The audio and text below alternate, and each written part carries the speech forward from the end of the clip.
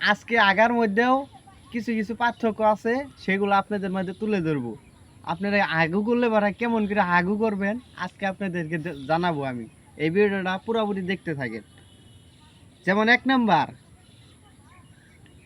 কিছু জিনিস খাওয়ার সময় উসগিন করে খাবেন, তা না হলে পেটে গ্যাস হবে।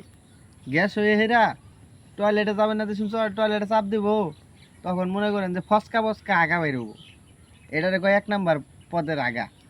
2 নাম্বার পদের আগার নামটা যারা শুনবেন তাহলে একটু শুনেন। যারা বিড়ি খায়, দেখা যায় যে বিড়ি খাইলে পারা হাগা জায়গা।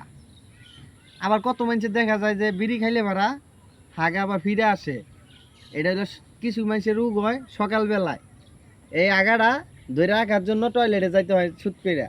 আপনারা খেয়াল করবেন, আরও কিছু ভিডিও আছে। একটা সময় দেখবেন খাইতে বইছেন, খাওয়া শেষ হয় নাই, মাছ বরাবর গেছেন, তখন আবার হাগা ধরছে। তখন হাগা ধরার কারণে আপনি আর খাইতে পারতেছেন না। তখন কি করেন, উইঠা চলে যান, চলে যাইয়া হেরা যান টয়লেটে। টয়লেটে যা দেখেন যে পানি নাই, এখন হাগার বন্দি নিয়া কাপড় জাগায় দেন মেলা পানি নেওয়ার জন্য টিবলে।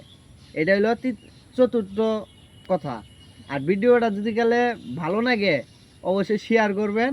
আমি আছি টাঙ্গাইল গোপালপুর থেকে, মানুষকে বিনোদন দেওয়াটাই আমার কাজ। আপনারা আমাকে বেশি বেশি ভালোবাসা দেন। এরকম ভিডিও আরও পেতে চাইলে অবশ্যই আমাকে সাপোর্ট করবেন, অবশ্যই আমার পাশে থাকবেন।